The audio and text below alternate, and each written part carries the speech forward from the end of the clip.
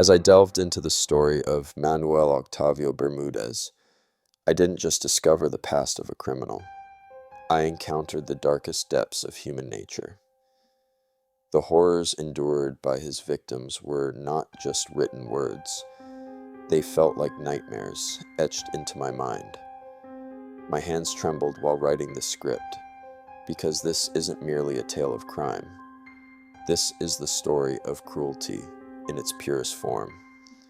Bermudez didn't just leave behind lifeless bodies. He left scars on souls. So who was this man? What turned him into an unstoppable monster? Get ready to face a truth that will expose not just a killer, but the shadowy corners of the human soul. Don't forget to subscribe to uncover more dark truths like this one. Stay aware. Stay informed.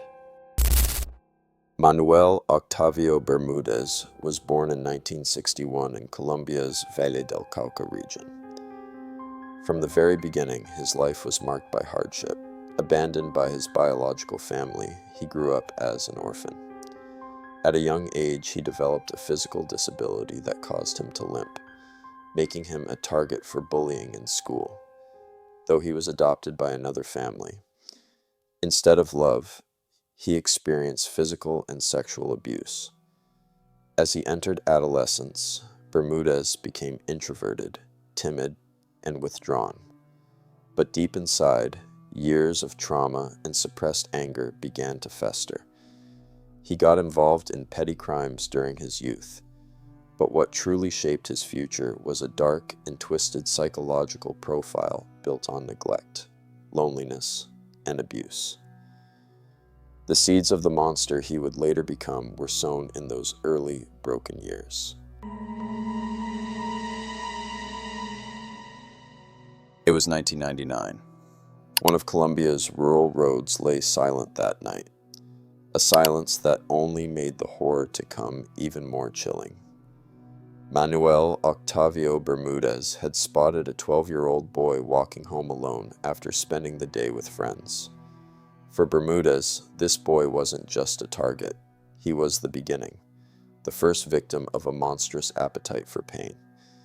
He crept up behind the child, silent, calculated. Then, an ambush.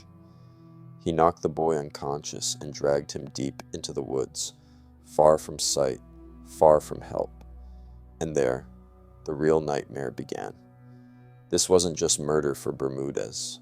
It was ritual. A twisted, cruel game that gave him pleasure with every second. The boy's fear only fueled Bermudez's sadistic hunger. He broke his victim down, physically, mentally, feeding off the terror in his eyes, savoring every scream and plea. That night marked a turning point. There was no going back. A dark journey had begun, and tragically, many innocent children would be caught in its path.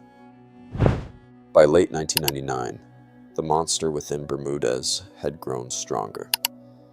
His second victim was chosen with even more calculation.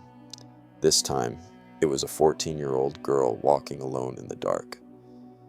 Without warning, Bermudez appeared, striking her in the stomach with force, knocking her out cold. But this time, it wasn't just about killing her.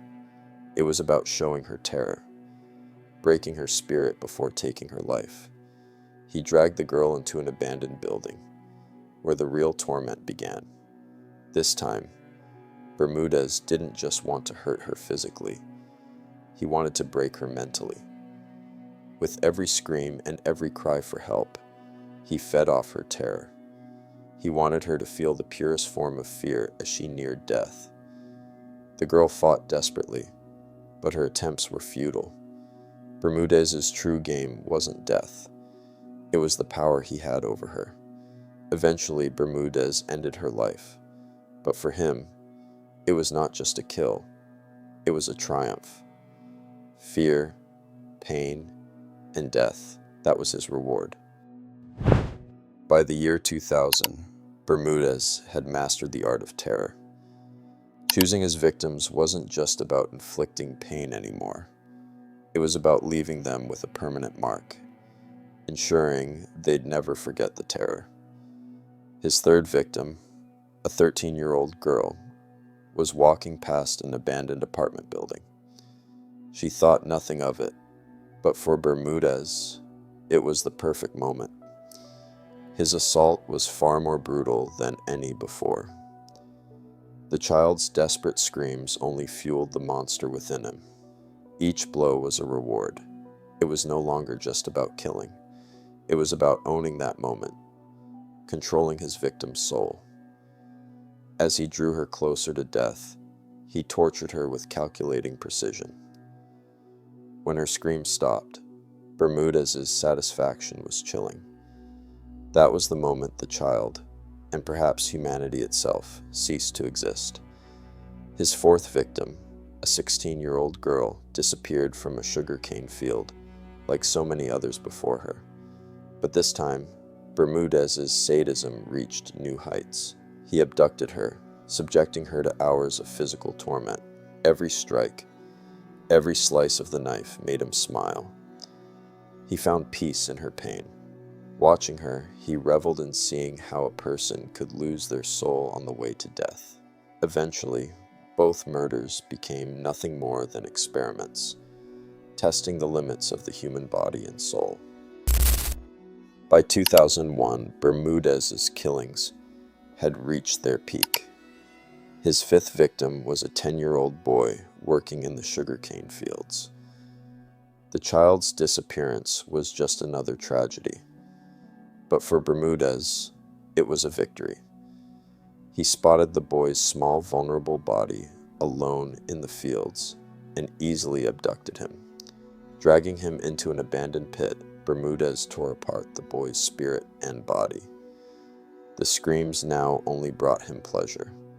He had become a monster, devoid of any human emotion. But every story has an end. Bermudez's greatest mistake was the small trace he left after his latest murder. A security camera had captured a vehicle passing near the fields.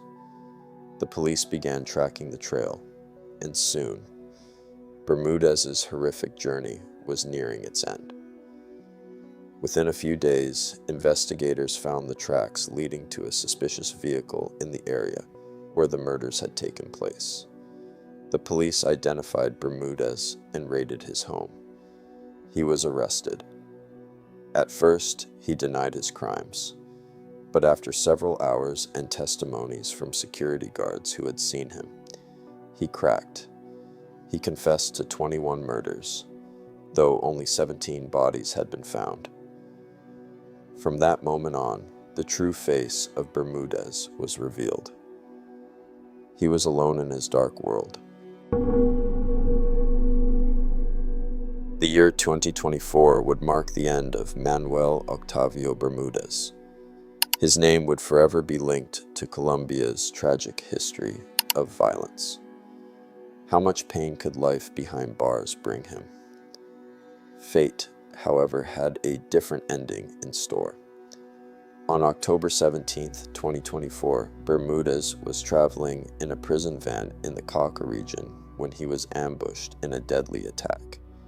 He was accompanied by another inmate and 2 guards. That journey was not an end, but a beginning of something much darker. The assailants, in that instant, erased all of the dark secrets of the prison. In that attack, Bermudez, along with 2 other prisoners and guards, lost their lives. Just 2 days before his death, Bermudez would have turned 63. Before taking his last breath, he had left behind only pain, terror, and shattered lives. Perhaps the price for his cruelty had finally been paid. One thing is for certain: Bermudez's name would forever remain in history as a killer, a monster, and a symbol of the darkest years Colombia had ever known.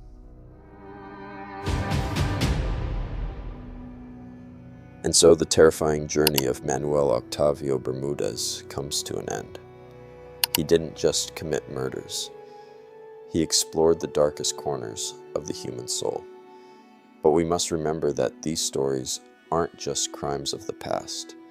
They are harsh realities we still need to be aware of as a society. As we look at the dark faces, we must try to understand the reasons behind them. If you want to witness more thrilling real crime stories, don't forget to subscribe to our channel. Every story is a lesson, a warning.